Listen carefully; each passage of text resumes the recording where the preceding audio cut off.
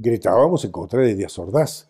Lo menos que le decíamos era gorila, represor, autoritario, criminal, asesino. El movimiento de 68 definitivamente me marcó, absolutamente. Ya estaba todo esto fraguado desde antes de octubre, mucho antes de octubre, cuando se dio la matanza del 2 de octubre. Esa noche me puse a llorar mucho. Todavía sí se me salen las lágrimas porque fue mucho dolor. Quedamos como chocados, sin saber qué hacer. Nosotros éramos muy idealistas, muy, muy idealistas. Realmente creíamos que podíamos hacer un país mejor. Realmente creíamos que el comunismo o el socialismo nos salvarían de la dictadura priista en la que vivíamos. Ahí se hacía lo que el presidente quería.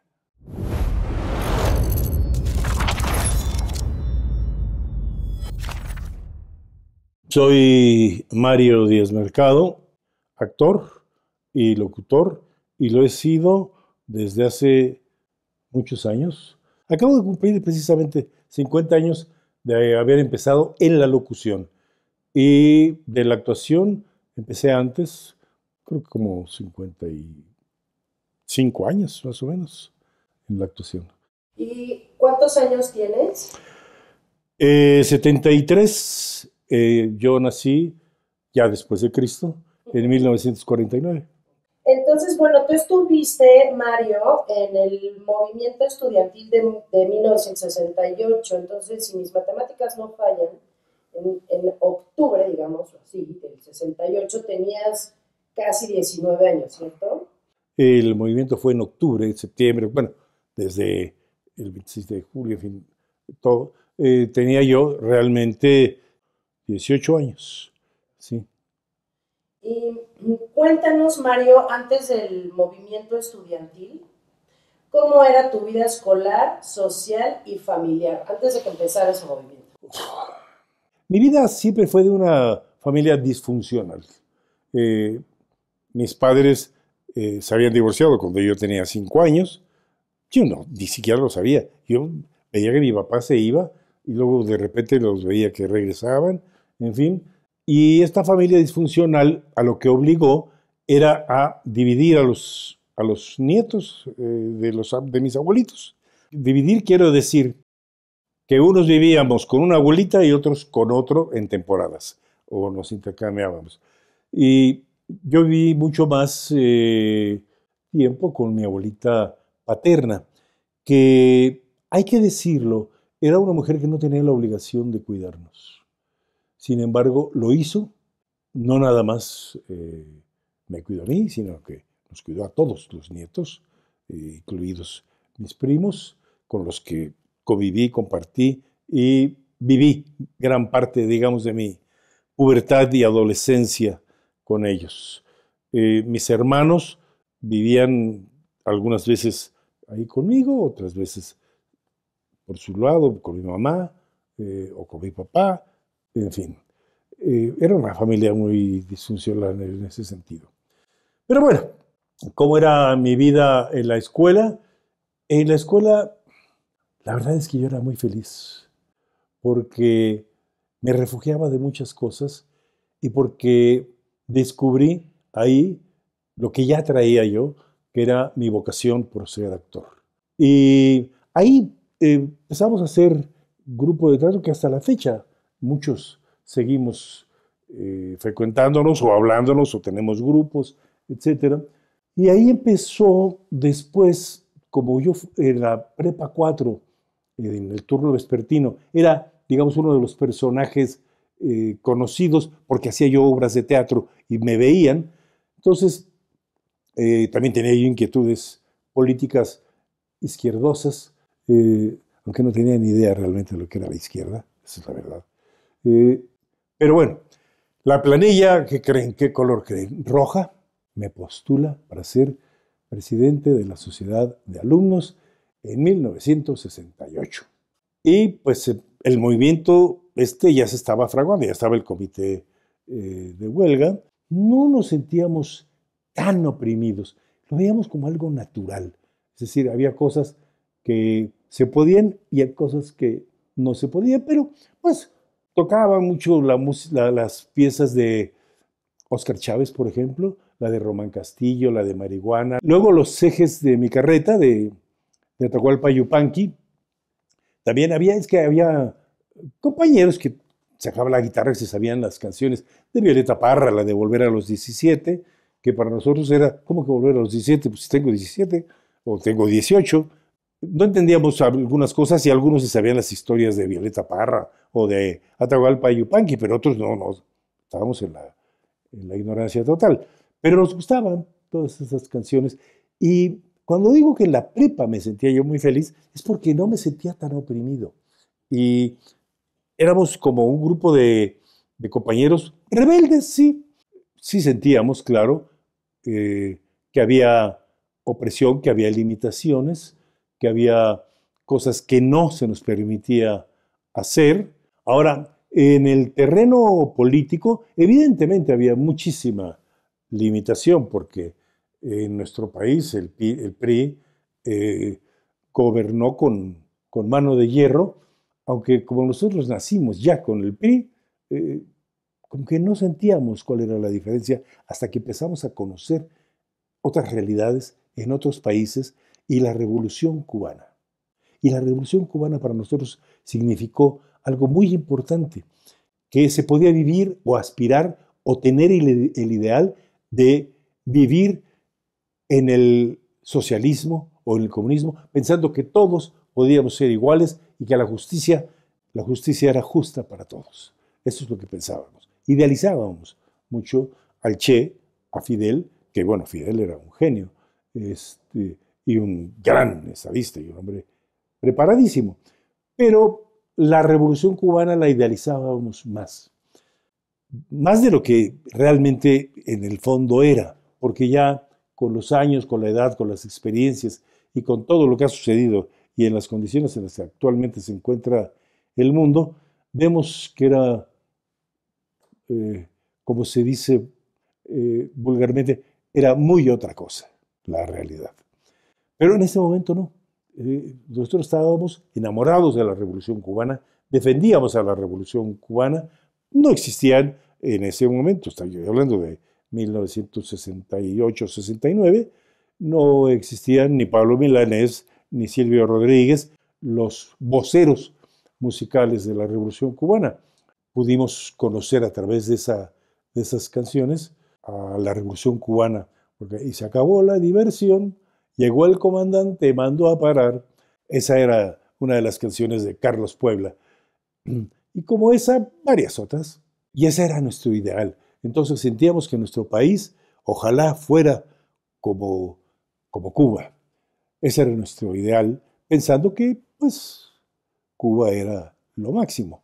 Realmente estábamos, como dije hace un momento, idealizando una realidad y eso fue, digamos, algo que a nosotros nos permeó, a todos, nos permeó, si todos teníamos dentro ese sentimiento pro Cuba y pro socialismo, aunque no sabíamos ni lo que era el comunismo, ni lo que era el socialismo, y creo que seguimos sin saberlo.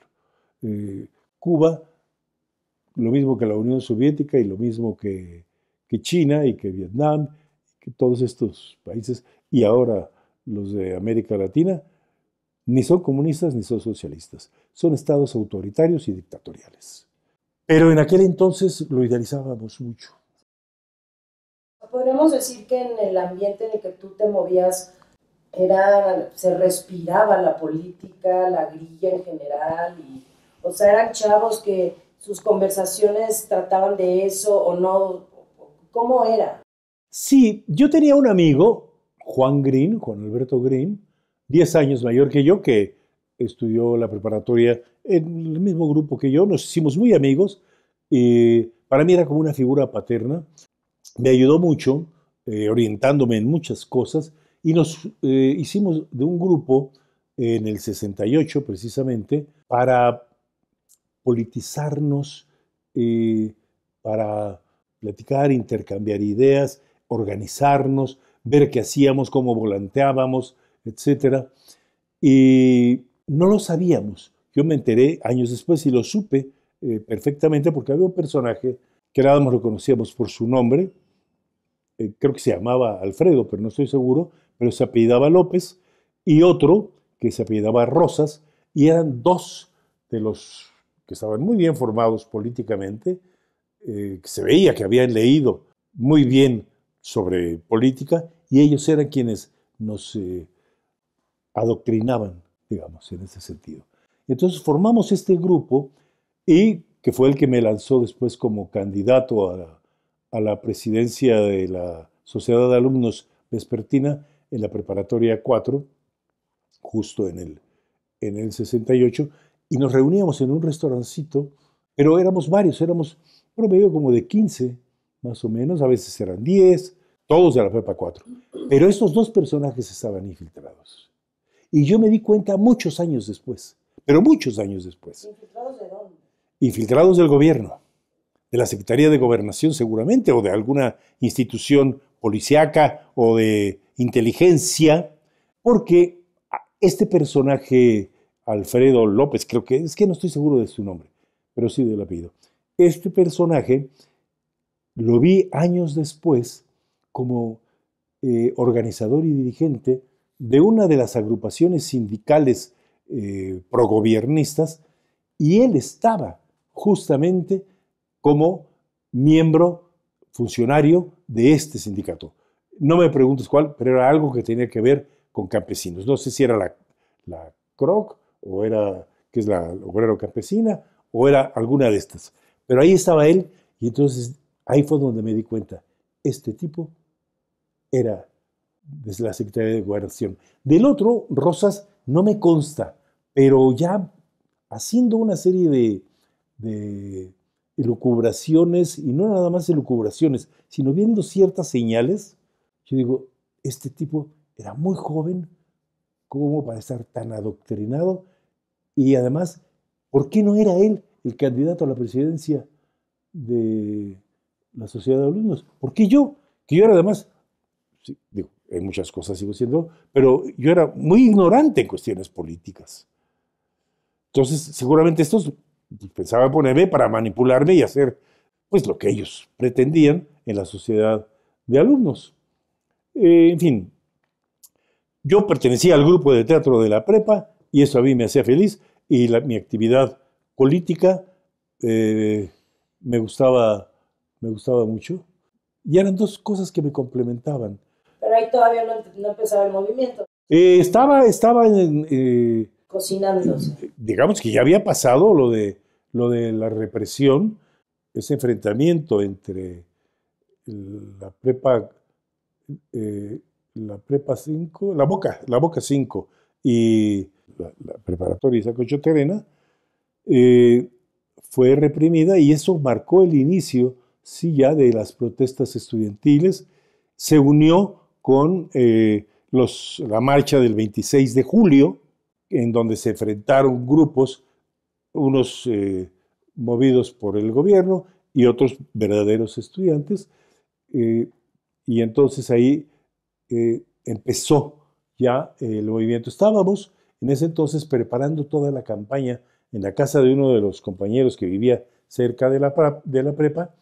Estábamos preparando todo para los carteles para el voto por Mario Díaz Mercado, en la planilla roja, pues no podía ser de otro color. Y entonces estábamos preparando todo esto, cuando de repente en la televisión vemos la noticia que la dio Ignacio Martínez Carpinteiro en el noticiario Excelsior, de que acaban de lanzar una bazuca, un bazucazo, a la puerta de la prepa 1, que también era la prepa 3, en la mañana era la 1, en la tarde era la 3, la habían derribado con un bazucazo. Y todavía hasta la fecha no ha quedado muy claro cuántos heridos o muertos pudo haber habido ahí, pero evidentemente los hubo, porque adentro estaban los estudiantes, lanzaron un bazucazo, y por supuesto que los hubo. No puedo asegurar ni cuántos heridos ni cuántos muertos, si es que los hubo, no lo puedo asegurar. Pero a partir de entonces es que ya se da el movimiento y nosotros tuvimos en ese momento que tomar la decisión de quemar, romper, desaparecer toda la propaganda política de mi candidatura a la sociedad de alumnos. La represión en contra de los estudiantes de la Boca 5 y de la Isaac Ochoa Terena, que entre ellos se habían peleado, sí, hubo un enfrentamiento, y que fue reprimido por los granaderos y entraron a las escuelas, eso fue lo que desató la indignación de todos los estudiantes. Y entonces pedíamos la renuncia de Cueto y Mendiolea, que eran los dos jefes policíacos de la época. Decían que el apellido de ellos creían que era Muera Cueto, porque en las paredes, en el 68, decíamos Muera Cueto y Mendiolea, ¿no? Entonces, seguramente ellos se apellidarían Muera Cueto. Pero ese enfrentamiento entre la Boca y la prepa Isaac Ochoa Terena fue lo que detonó todo el movimiento ya a otros niveles. ¿Qué tan enojado te sentías por eso? Pues es que nos indignaba mucho porque era como si a nuestros hermanos o a uno mismo la policía nos hubiera reprimido directamente a cada uno. Nos sentíamos en carne propia realmente. Y aborrecíamos a los granaderos sobre todo, que eran el cuerpo más represivo y al que más le temían. Porque donde llegaban los granaderos, esos no consideraban nada, jalaban parejo. Incluso a un compañero mío de la preparatoria que estaba en el mismo salón, se apellidaba, era Manuel Díaz, no recuerdo el otro apellido, pero es el que sale en una foto de Life que está así tratando de protegerse de un soldado que le quiere dar un culatazo. Se lo dio. Pero él no tenía nada que ver. Él iba simplemente a buscar algo, yo no sé, personal o de la escuela, no sé, pero a él ahí lo golpearon. Y entonces los porros, esta organización golpeadora y que manipulaban algunas autoridades, no todas, algunas autoridades universitarias, a los porros, para contrarrestar, digamos, a todos los que nos rebelábamos, golpearon a uno de nuestros compañeros con un bat en la cabeza y cuando, bueno, él se fue al hospital, evidentemente que lo curaron, cuando fueron los compañeros, yo no, pero fueron otros compañeros a tratar de levantar un acta, resulta que el que lo había golpeado ya había levantado un acta, volteando las cosas, que es muy el sistema porril, la estrategia porril para curarse en salud. Eso sucedía mucho en aquel entonces. A mí me llegaron a golpear estos porros con mis primos, precisamente, con Joaquín y Marco Antonio, iba yo en el camión, y sin más se subió al camión, me vio y me dio un golpe y me dejó el ojo morado. Yo lo conocía, vamos, sé perfecto, después fue funcionario de la UNAM. Y una vez cruzando el puente, porque teníamos que cruzar el puente del periférico, viniendo de la Prepa 4 hacia la Colonia Condesa, no identifiqué bien si fue él o alguien de los que andaba con él, porque lo tengo muy confuso eso, pero yo iba solo en la noche, a las 10 de la noche o 9 de la noche, porque saliríamos a las 10 regularmente, pero en ese día en particular iba yo solo, y al cruzar el puente, en medio del puente, veo que se acercan porros en contra mía. Y excuso decirles que, como el león, estoy a punto de resbalarme. Afortunadamente, en ese mismo momento, vienen atrás compañeros de la prepa, quienes yo no conocía, pero entonces yo me hice hacia atrás y, como si yo viniera con ellos, me les uní, porque estoy seguro que iban contra mí. Y ese fue uno de los mayores sustos que me llevé en aquel entonces, porque yo era de los que volanteaba mucho en el mercado Becerra, de ahí de Tacubaya. No me acuerdo muy bien, pero mis primos, de alguna manera los convertí en mis cómplices, porque pues, a la hora de llegar a la casa de mi abuelita yo no podía llegar con toda la propaganda que teníamos, que repartía yo en el mercado, en los camiones, en la calle, en fin. Yo les pedí a mis primos que se metieran los volantes en la ropa por abajo para que pues, yo pudiera llegar con las manos libres o con mis libros nada más. Yo era de los activistas de aquella, de aquella época, pues tenía yo una voz potente, pues me ponían a mí a darle los gritos en el mercado de que contra el gobierno y que no sé, ya ni me acuerdo que tantas cosas decíamos, pero repartíamos estos volantes, hacíamos propaganda, entonces venían los locatarios y decían, es que el administrador de este mercado nos hace tal y cual, y ¿por qué no nos permite hacer? En fin, como que la gente se nos unía, se solidarizaba mucho con nuestro movimiento, les caíamos bien a todos en la calle, y eso pues se manifestó mucho, eh, se expresó en todas estas marchas que hubo por Avenida Juárez, por Insurgentes, la Marcha del Silencio. En algunas participé, en otras no.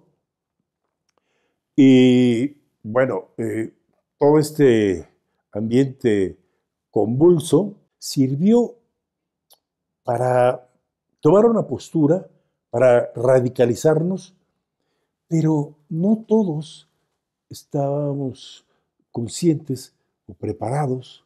Era, al menos en la prepa 4, era confuso. Ya en economía, no, ahí sí eran unos buenazos para manejar toda la terminología política, y todos los procedimientos y todas las conductas como debían ser. Yo no entendía nada, pero pues de corazón simplemente me unía y yo expresaba lo que eh, pues, creía que era lo correcto. Era absolutamente, yo no sé si inocente, ingenuo o realmente tonto, no lo sé, pero yo creo que era una mezcla de los tres. Lo tengo que admitir porque así era. En los volantes que repartías, ¿qué propaganda había? Escrita, dibujada. Eh, Y por otro lado, ¿quién te decía, ve a tal mercado y di tal cosa? O eso cómo sucedía. no, nosotros íbamos a donde se nos ocurría en el momento, a donde había gente que nos pudiera escuchar. De repente, pues vamos al mercado Becerra, sí, pues vamos al mercado Becerra. No, vámonos ahora al Parque Lira y ahí a ver a quién encontramos, pues sí, vamos al Parque Lira. No, ahora nos vamos a otra zona cerca de Los Pinos, que era la presidencia de la República, nada más de provocadores para repartir cerca de Los Pinos, pero no, la propaganda que decíamos era relacionada fundamentalmente con Cueto, con Mendiolea. Los pintaban en los volantes como gorilas, ¿no? Y a Díaz Ordaz, pues la verdad es que en persona su físico no le favorecía nada. Y la verdad es que yo creo que las caricaturas hasta lo favorecían, ¿eh? Lo pintaban menos feo de lo que fue. Fue un tipo muy desagradable para todos los estudiantes y nos reprimió más de la cuenta porque él pensaba que había una consigna internacional comunista en contra de México para acabar con los Juegos Olímpicos. Y la verdad es que no había nada de eso. Vamos, había grupos de izquierda, pues sí, pero la izquierda estaba proscrita. Nunca accedió en esa época a obtener ningún registro.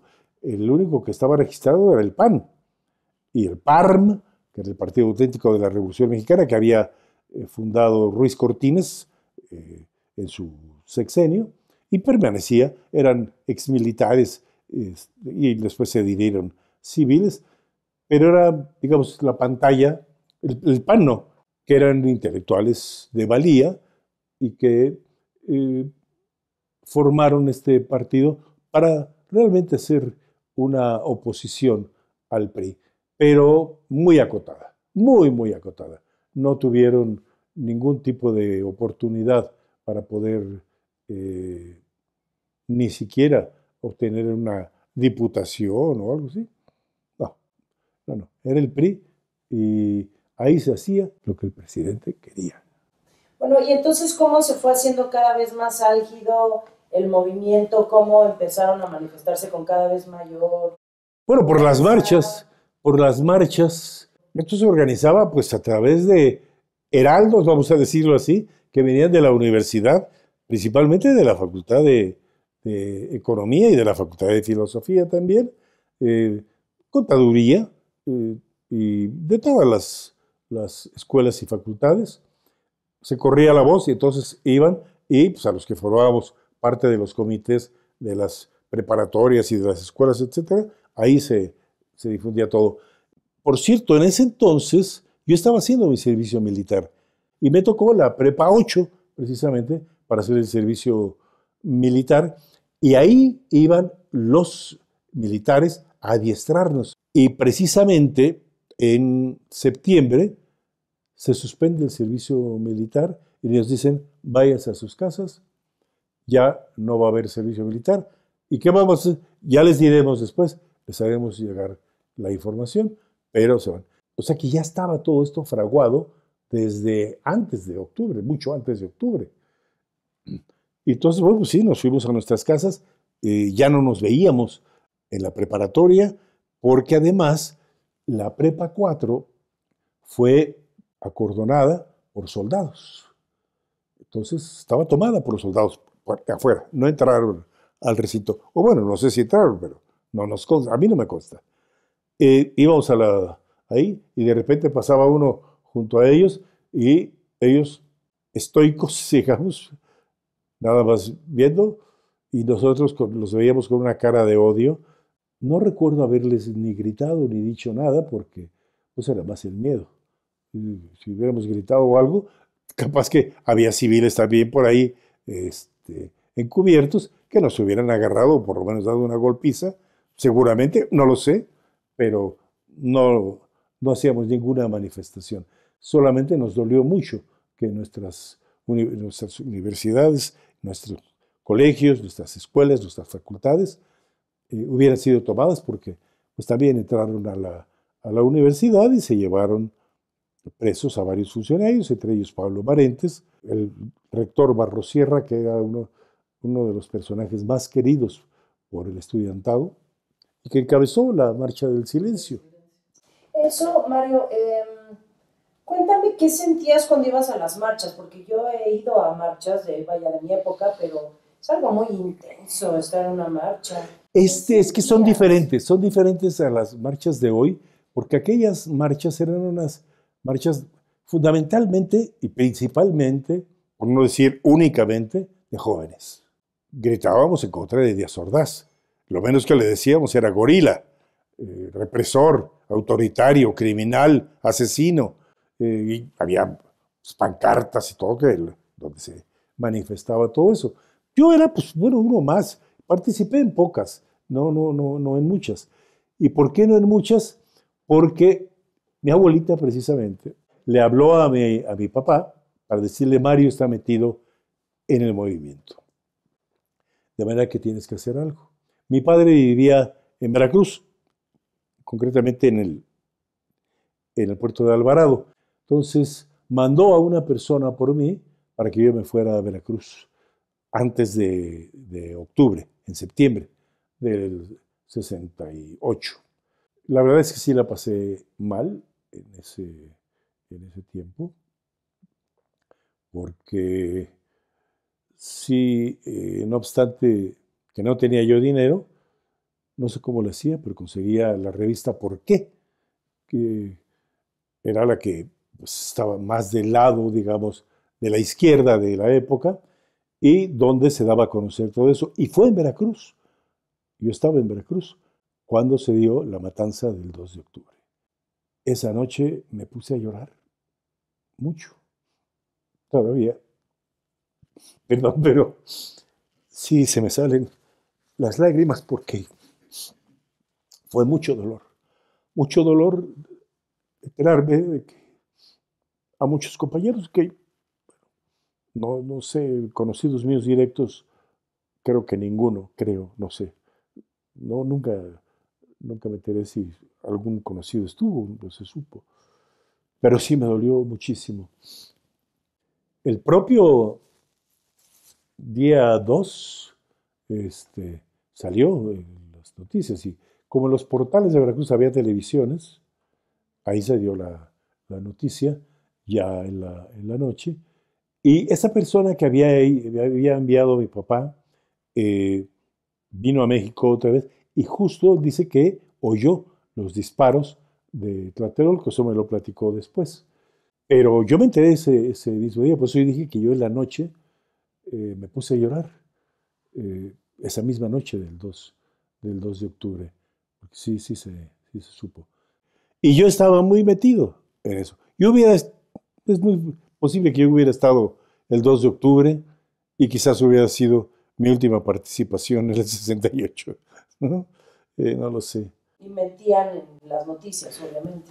Eh, pues decían que había habido un provocador que le había disparado al ejército y habían herido a un teniente del ejército, creo que de apellido Toledo, no me acuerdo, y ese fue el pretexto para que reaccionaran. Y la verdad, pues bueno, ya a estas alturas del partido, todo el mundo conoce la, la historia de las bengalas, del helicóptero, de los provocadores que estaban apostados en el edificio Chihuahua y que fueron quienes provocaron a los soldados para que hubiera una represalia y todo eso. Los soldados, hay testimonios de que defendían a los estudiantes y les decían, agáchense, tírense, pónganse acá, no salgan. Pero es que había confusión.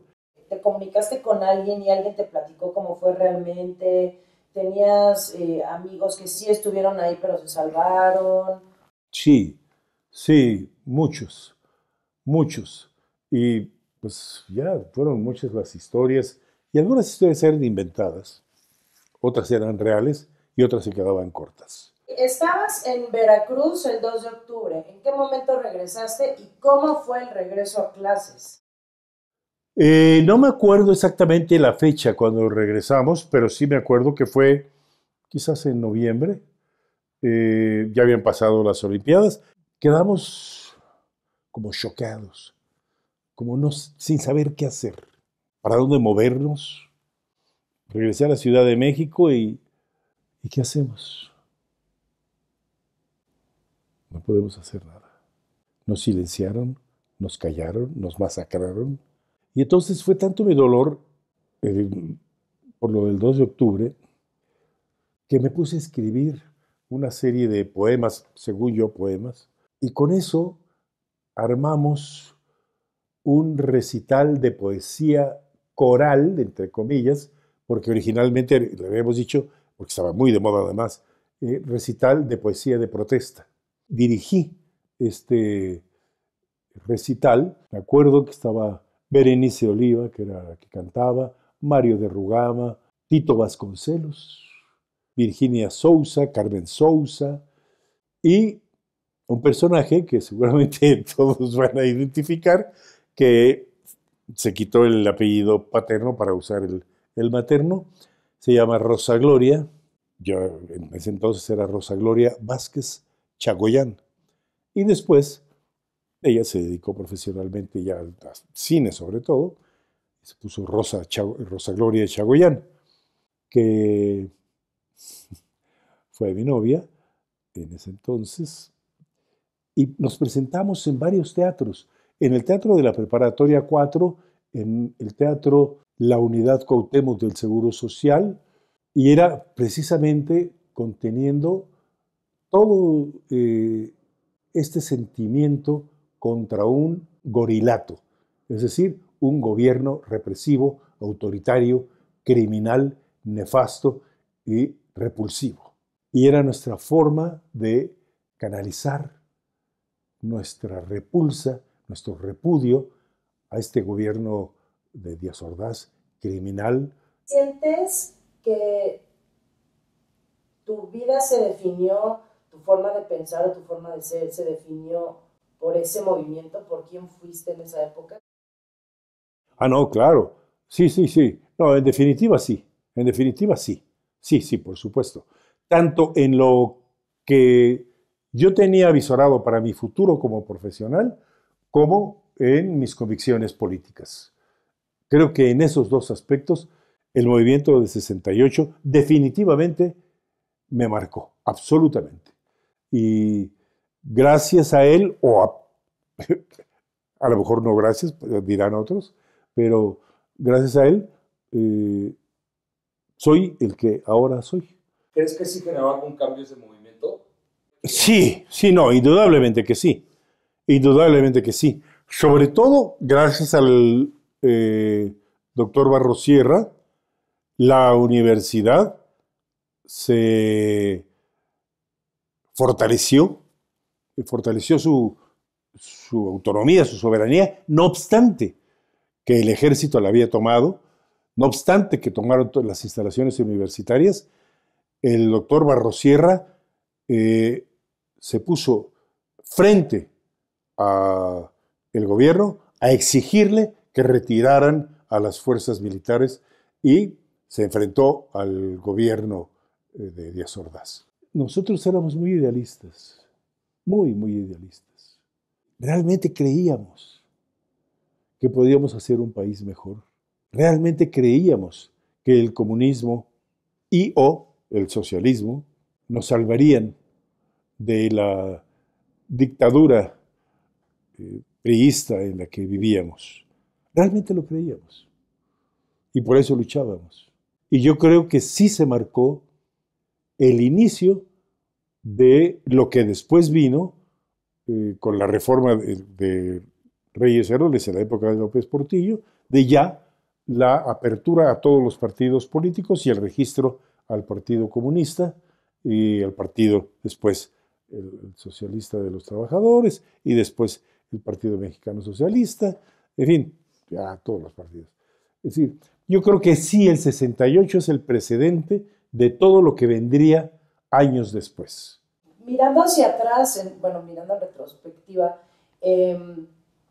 ¿cómo te sientes respecto a haber sido parte de ese movimiento? Si mi cuerpo y mi salud me lo permitieran, haría muchas de las que hice, seguro que sí, pero no todas. Y ya lo haría con otro tipo de visión. Y de hecho, pues es que no he abandonado mi esencia idealista. Pertenecía al PRD en sus inicios, renuncié cuando vi que esto ya se estaba transformando en solo tribus y que no eran realmente personajes con una posición honesta, clara, comprometida y congruente con la izquierda, como Pablo Gómez, por ejemplo. Pablo Gómez es uno de los personajes que traicionó a la izquierda, no obstante haber estado en la cárcel en el movimiento del 68, y como él varios, que ahora están de uña y mugre, como se dice, con los personajes que traicionaron el partido al que pertenecían originalmente, que era el PRI, y ahora ya son de otro partido, ¿no? Como el que está en el gobierno.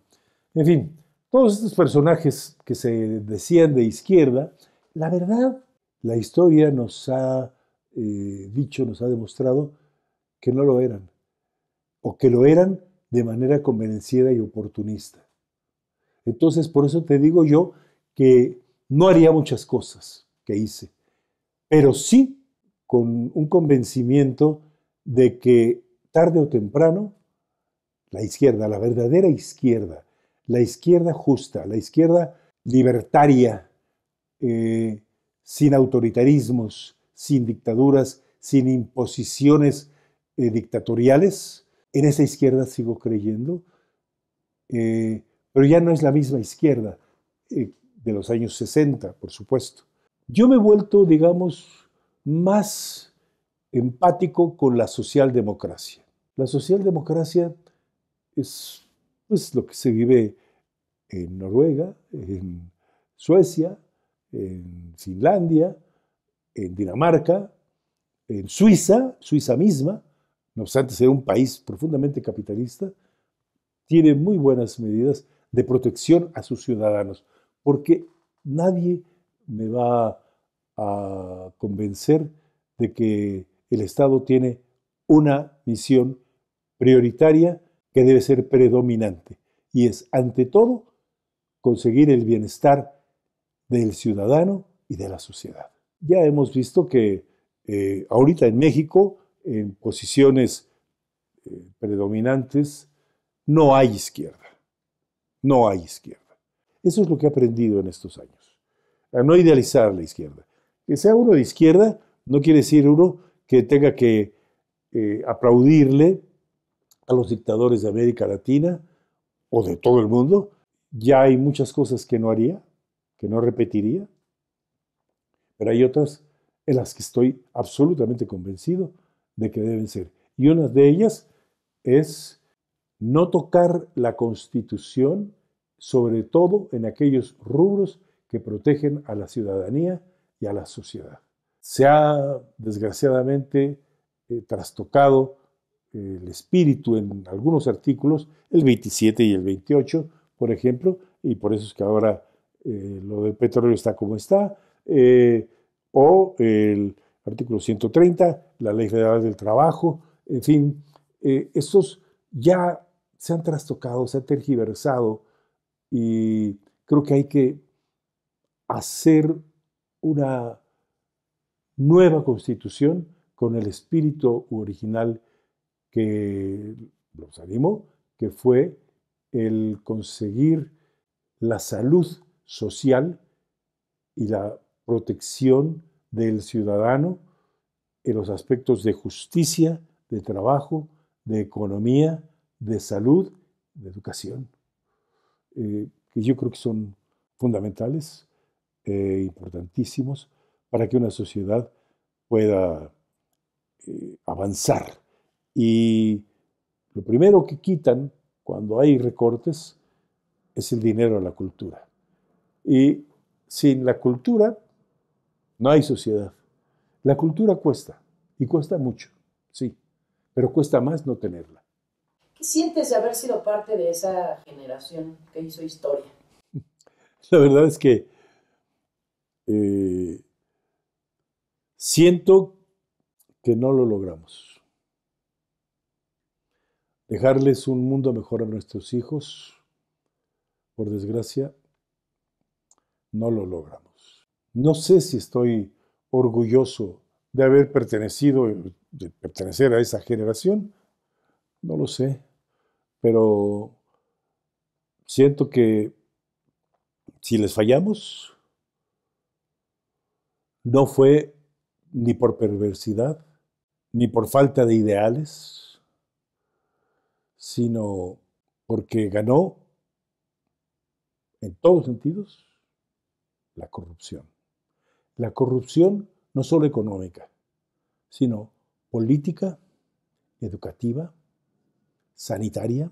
Privó la corrupción por encima de los ideales de una sociedad más justa, más libre, más sólida, más avanzada en ese sentido. Porque en México la democracia a la que aspirábamos y a la que creíamos que habíamos accedido, se nos vino abajo.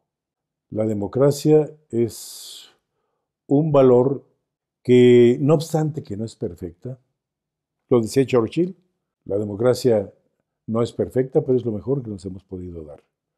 La democracia en México no la hemos alcanzado y eso es lo que queríamos, alcanzar la democracia.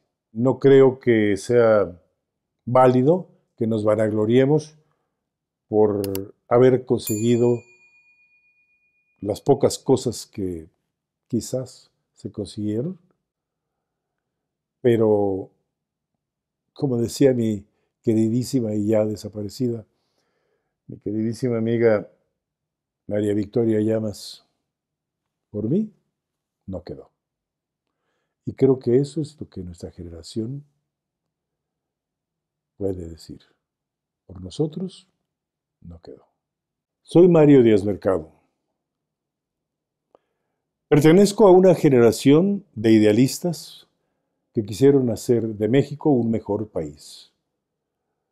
Me siento orgulloso de haber participado en el movimiento de 1968, pero tampoco lo idealizo ahora.